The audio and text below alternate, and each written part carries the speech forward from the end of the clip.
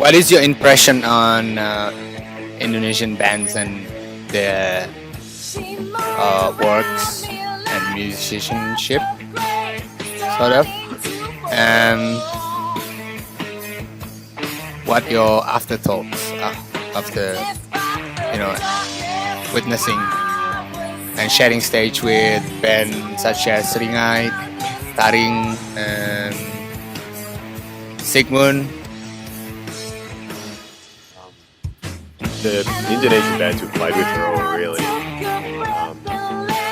excited and positive about what they're doing, and they all seem to have like a very specific goal or sort of image for their band, and it really shows through their songwriting as well. Like most, all the bands we've heard and played with as well, they seem to have like a very specific style within their own band, but it's still similar to like maybe traditional Indonesian music, or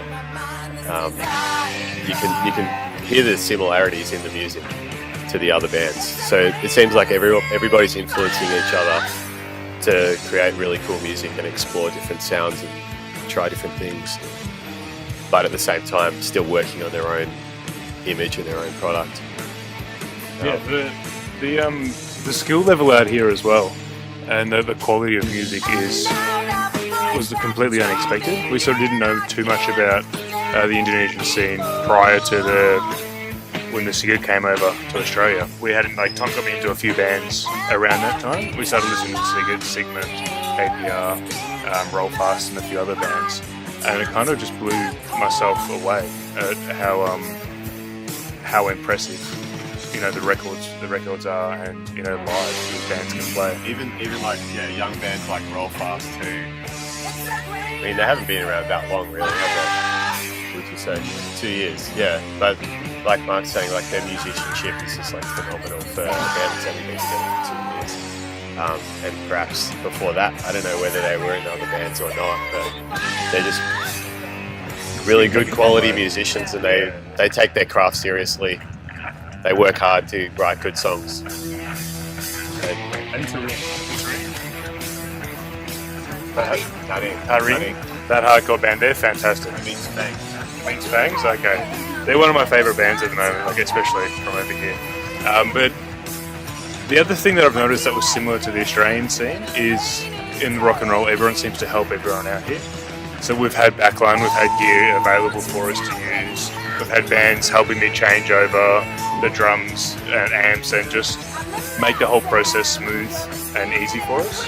And so I've noticed that between local bands as well. I feel like everybody's just trying to help everybody else out. Like the community is supporting music. Feels like an extension of our Melbourne scene here. Yeah.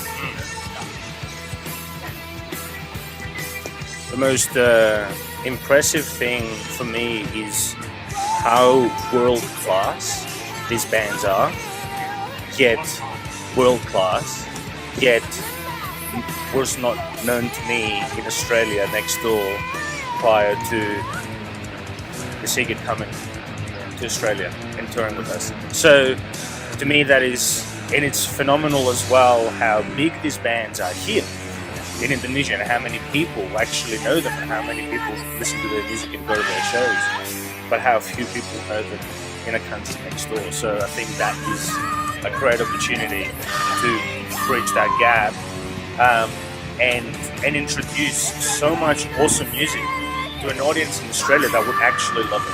Yeah. Like 100% would love it. This is actually, I think this topic is actually very important to us. Like you said, you mentioned world class earlier. Meanwhile, us Indonesian has this kind of inferiority complex towards themselves from the bands, even from the fans. That's the worst part about the music industry in Indonesia, I guess. So It's like a historical thing. probably. So I mean, one of the reasons I try to like build a network from with overseas bands, Malaysia, Singapore, and Australia. Is that it's not about what band is from where. It's more about like underlining the opinion that doesn't matter who you are, where you're from, as long as the music is good. Yeah, exactly. That is the Do you have like? I mean, I talk about how I feel towards that sort of context. How do you guys see those contexts within as an Australian? To be honest, I didn't catch on to what you said about the inferiority part. Yeah. Because everyone here seems super confident about their craft. Yeah, Maybe within the realm of the space we're in, perhaps. And perhaps then it's fear or of some sort to export yourself to other parts of the world and believe that you're good enough to do so. But coming from Australia, I would say that the bands are equivalent, better. It's just of equivalent caliber to Australian bands or any other band from anywhere else in the world.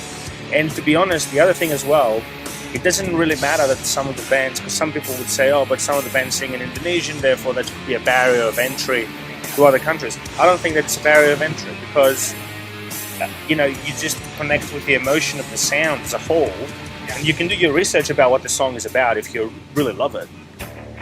Or you don't even need to do that research, you can just listen to the song and love it, or see the band live and love them, right? I don't think that language anymore is a barrier. I mean, if you get into pop or whatever, that's a different story. But in what we do, in rock and roll and underground rock and roll, I think there is a lot more to be appreciated across borders and across languages, which would be, it would be fantastic if people in Europe would listen to Muna in Indonesian. And they would appreciate it. They would definitely love the riffs and the vocals and everything else about it. It is just that they want to, I mean, I'm Greek, right? So half of the songs I don't even understand in English. I was just going to say, those you're saying like about feelings of inferiority, like a complex, like